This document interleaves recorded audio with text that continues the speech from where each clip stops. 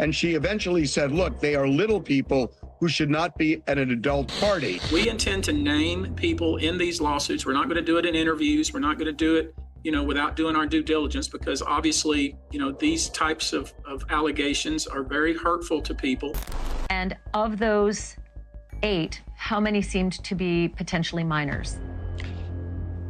2 to 3, possibly 3. Aaron Carter shot to fame as a child star, releasing his first album at just 9 years old. His talent and success made him a household name almost overnight. But behind the spotlight, his journey wasn't easy. Many stories have revealed the heavy pressures he faced, raising important questions about how young performers are treated and supported in the entertainment world. I go on my Twitter and I see people saying, you look like you have AIDS, you should go die. I don't understand how I dedicated 22 years of my life to my fans, and now they turn on me. Do you regret ever getting involved in... I didn't have a choice. It got bad when I was about 15 years old. Justin Bieber's rise to fame shows just how tough life can be for young stars in the entertainment world. Starting so young, his journey has sparked important talks about the need to protect child stars from pressure and harmful influences. Aaron Carter's story is even more heartbreaking. He begged for help, asking for financial support so he could hire a security team to protect himself. Time and again, he warned that if something happened to him, it wouldn't be his choice. His words were a desperate plea, asking the world not to stay silent if tragedy struck. Aaron Carter once shared a heartbreaking message, saying, "My family is after me, and they're trying to set me up. Sony Records owes me $3.5 million, but they don't want to pay me. Like Michael told me, they owe me money, and now they're trying to get rid of me." He pleaded with his fans to help him raise $100,000 so he could move somewhere safe and stay protected. He also revealed that police had shown up at his house after being told he wanted to harm himself. They even checked his garage for a rope. His words were a desperate cry for help, showing just how dark and dangerous life in the spotlight can be. Justin Bieber's journey has also had its share of struggles, highlighting the overwhelming pressures young stars face. These stories remind us how important it is to protect and support those who grow up in the public eye. In 2009, Justin Bieber's career took a significant turn when a short-term guardianship arrangement was put in place. This move has since sparked curiosity and concern among fans, with many pointing to footage and public moments from that time as signs of the pressure young stars face in the entertainment industry. Justin recalled being flown to Atlanta by his manager, Scooter Braun, to meet producers and industry insiders. He was even set to meet Jermaine Dupri. This trip was a major step in his journey to fame, but it also showed how young talent is often thrown into a high-pressure world without enough support to handle it all. Justin Bieber shared a funny and memorable story from the early days of his career. He was at a studio when, suddenly, Usher pulled up in a Range Rover. Justin couldn't believe it. "Is that Usher?" he asked, and Scooter Braun, his manager, said, "Yeah, it is." Without thinking, Justin ran up to him and said, "Usher, I love your songs. Do you want me to sing one for you?" Usher smiled and replied, "Let's just go inside. Little buddy, it's cold out." It was the nicest way to say no, but Justin still felt a little disappointed. Usher had to head into a session, and Justin thought, well, okay, whatever. It was one of those moments he'd never forget, even if it didn't go quite the way he imagined. A week later, Usher watched Justin's videos with his manager and immediately thought, why didn't I let him sing? That moment led to Justin being flown back to Atlanta, where he met Usher again. This time, Usher wanted to sign him. But there was also Justin Timberlake, who was interested in signing him too. It felt like a competition between the two stars, each trying to bring Justin on board. In the end, Usher won, kind of like a TKO in the world of entertainment. This story shows just how tough and competitive the industry can be, especially for young talent. It also highlights how the entertainment world often falls short when it comes to protecting and supporting those who are just starting out. The entertainment industry has faced more and more criticism for not protecting its most vulnerable stars. With growing stories of exploitation and a lack of accountability, People are calling for real changes to make the environment safer and healthier for everyone. In a surprising turn, Justin became friends with Rob from Rob and Big. Their friendship was a bit unexpected, but it worked out. Justin said, "He's like a little brother to us. He's not afraid to ask for advice when he needs it." It was a friendship built on trust, with Rob always ready to offer support whenever Justin needed it. The music industry is like one big family, and Justin is someone everyone wants to look out for. People are ready to protect him because not only is he super talented, but he's also just a genuinely nice person. He's one of the best kids you could ever know. In a fun conversation, someone mentioned how Diddy bought his son a Bentley and joked that maybe Justin would get one too. Justin laughed and said, "Well, he did get me a Lamborghini, but I haven't gotten it yet." When they asked when the Lamborghini was coming, he just smiled and said, "Still waiting on that one." The last time Justin had the Lamborghini, he kept it for a couple of days and had access to the house. He knew better than to talk about what he was doing with his big brother Puff on national TV. Some things are just private. One day, Puff checked in and said, "What's up, man? You good?" Justin answered, "I'm good. How about you?" Puff joked, "Everything's going great, huh? Selling out arenas and acting all different now? You haven't been calling me or hanging out like we used to." Justin grinned and replied, "Well, have you even tried to reach out to me?" Justin laughed and said, "You know, with all my partners and everything, you never actually got my number. But here it is." At the same time, there's been more talk about the harmful cycles of behavior in Hollywood. Experts believe that people in power might keep these bad habits going because of their own past experiences, which shows how badly we need real change. Someone even pointed out how Diddy was trying to help Bieber in the same way he was helped, almost like he was looking out for him just like others had looked out for him. At first, it seemed a bit off, but then Usher stepped in, noticed Justin's talent, and took him under his wing. He became his manager, gained custody of him, and promised to protect him. Usher then helped him step into the world of entertainment. Hollywood's web of relationships and connections has been getting a lot of attention lately. Leaked information and rumors about power struggles and exploitation have raised serious questions about how people use their authority in the industry, making us wonder if everything is being done with the best interest of the stars in mind. Moved to New York City, and I lived with Sean Puffy Combs for a year. That's the crazy thing. Now, that was L.A. Reid's idea, right? We're sending you New over York to City. something called Puffy Flavor Camp. There you go.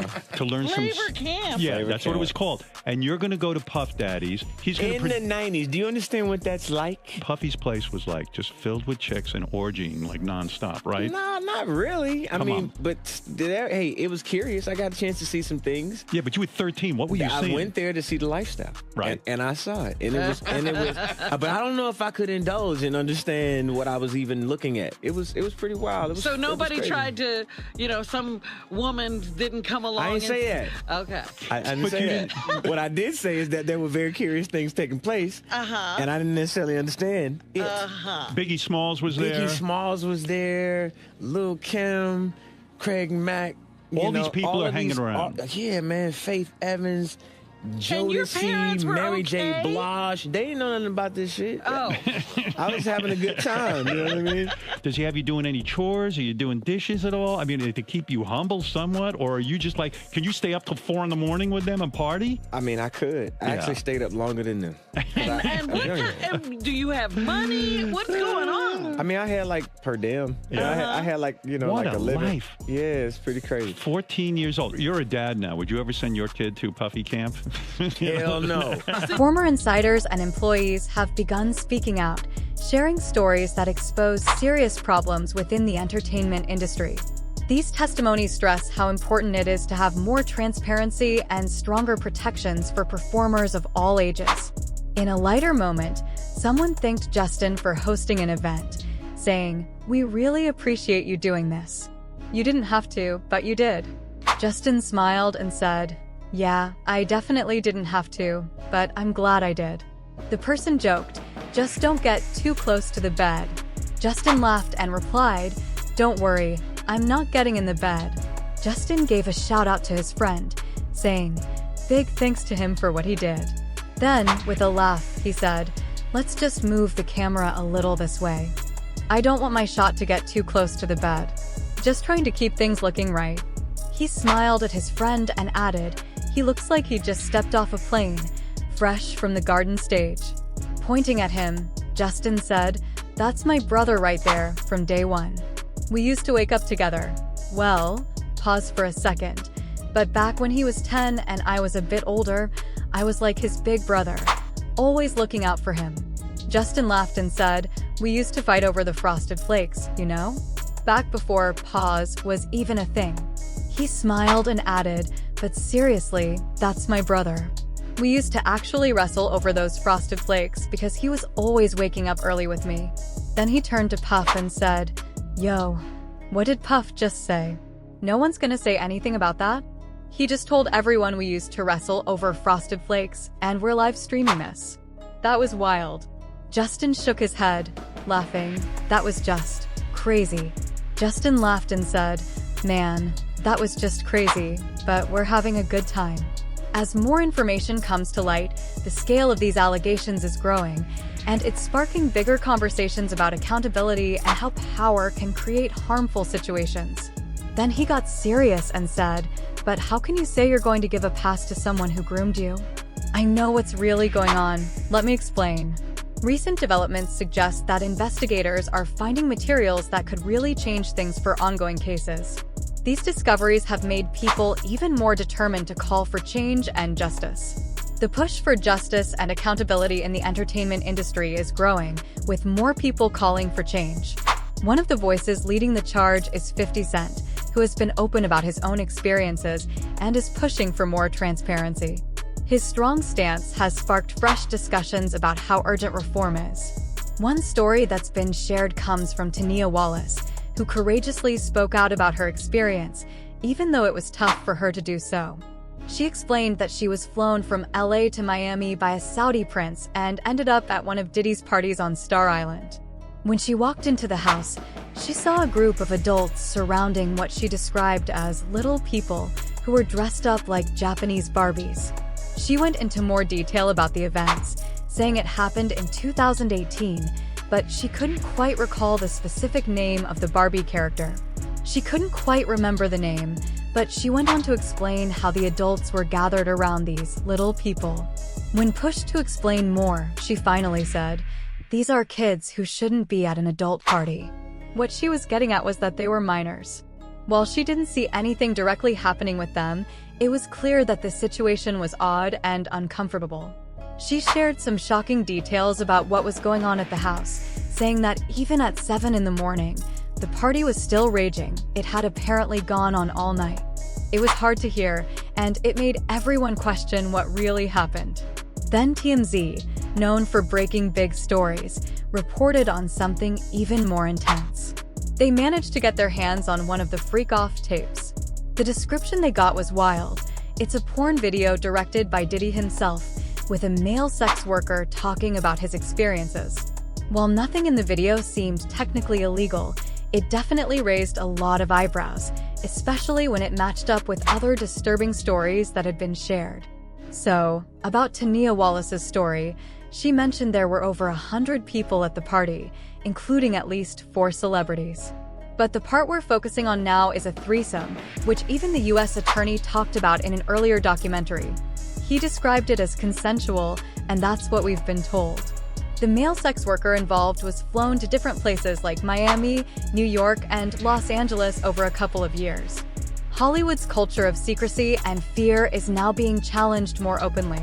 Advocates are pushing for people to come forward with their stories, hoping to end the silence and make sure everyone is held accountable. Wait a minute, there were other people who were signaling to us that something was very wrong with Diddy, and they were virtually just being laughed out of the room. One person who was always anti-Diddy and was always speaking about Diddy as a problematic person was 50 Cent. And it turns out that it's just been announced that he's created a docu-series on Netflix. I can't wait to see this. And he is saying that it's a complex narrative that spans decades, which we are obviously realizing this, which should really make it clear to you that Hollywood is a tremendous evil. Everybody colluded to protect these secrets. They all were aware of it, and few spoke out.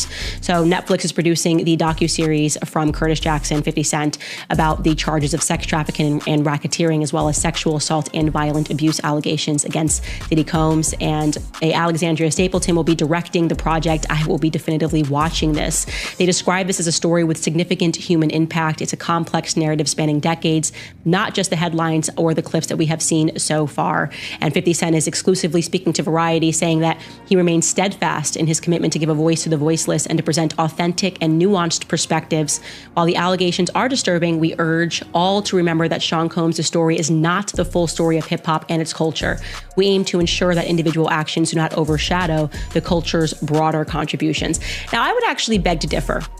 I would beg to differ on this because, like I said, I read that book, Hollywood Babylon, and as it traced, and again, that was movie culture, so they were kind of getting into the beginning of film, silent films, and making it clear that it was the carnies, the carnival people, the freaks that established Hollywood, and they were creating characters, and these people were drug addicted, sex addicted, and essentially they turned them into stars on screen because in many ways, they wanted to emulate, mock, and destroy the church. The reports about big events and how they might have been misused are making the push for change in the industry even stronger.